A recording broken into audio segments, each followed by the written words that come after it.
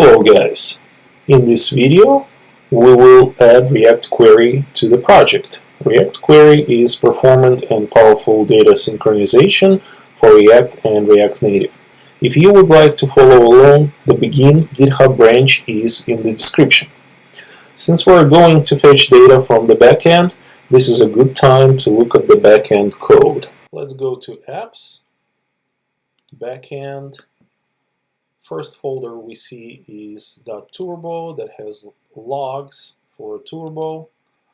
The next folder is dist. That folder contains compiled TypeScript files. The next folder is node modules, obviously the packages. Then we have src folder where our code lives.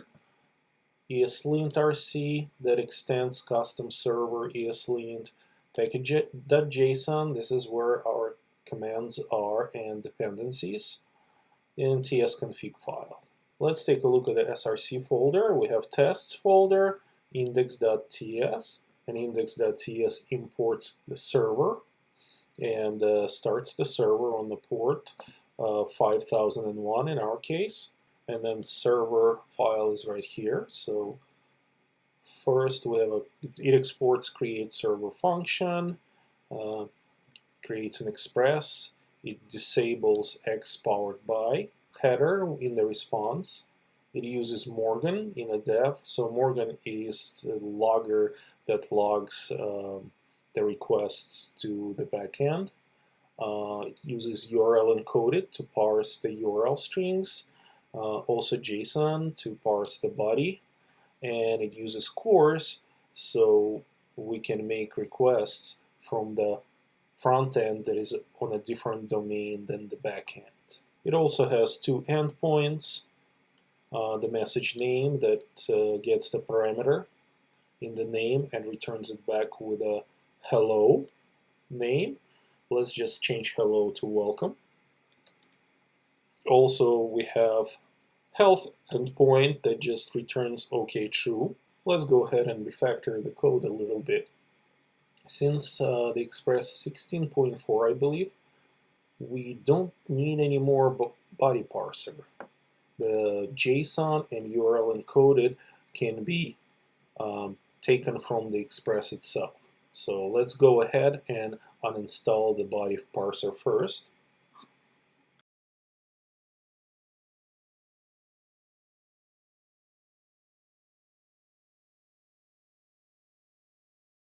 We can also remove body parser from the code and take middleware from the Express.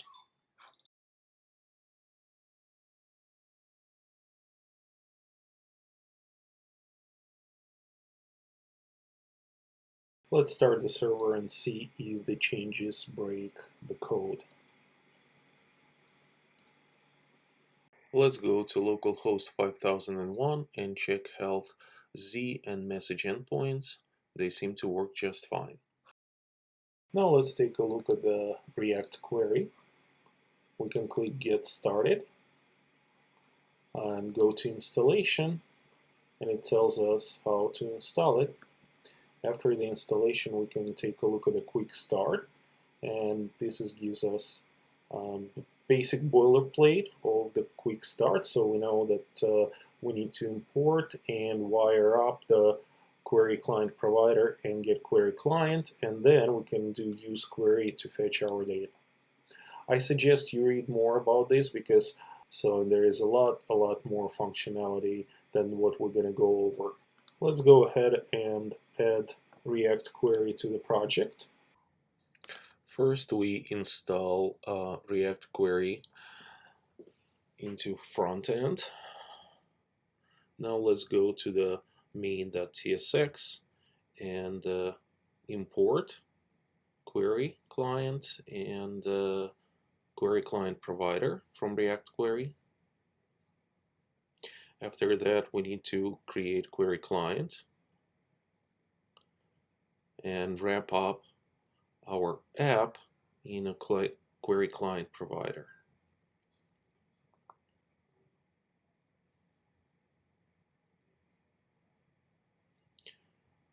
Now let's go to components and header content.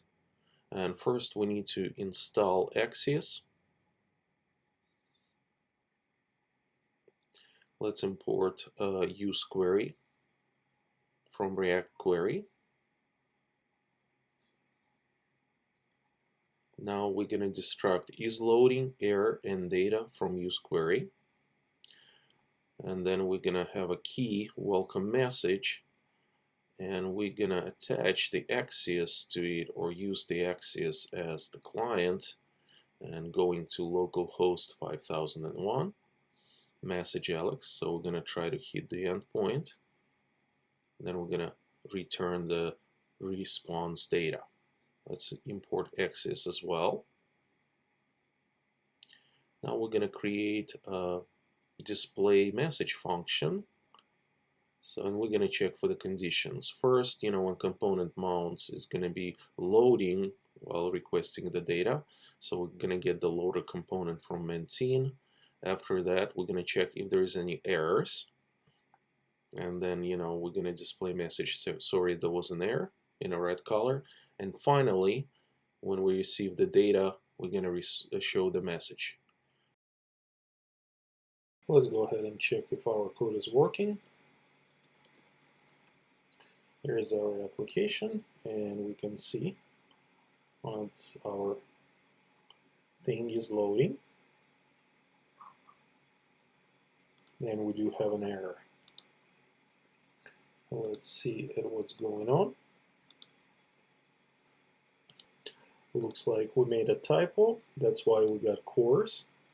And right here, we can just fix the typo, save it, and run it again. Alright, so now we can check and see that everything is working now. And if we refresh the page, we can see that everything is good. Since now everything is working, let's go ahead and refactor the code. We want to abstract the Axios into the API client. So let's go and do that. Let's create a services folder in the SRC folder. And in this folder, we'll put file Axios client.ts. We're going to import Axios from Axios, create headers, and put a content type application JSON. After that, we're going to create the client with the Axios create, and we put headers as an option, and then we also add default base URL for the client, and we will import Vite backend URL env variable. So let's go ahead and export client. So now we need to create .env file. Let's install pnpm.env CLI, and we use -w flag to install it in the root directory, and then we're going to put .env in the dev command. And in the .env file, we put Vite backend URL, HTTP localhost 5001.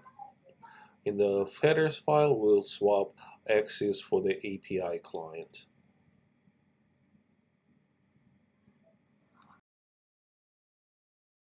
Okay, let's see if we are working again.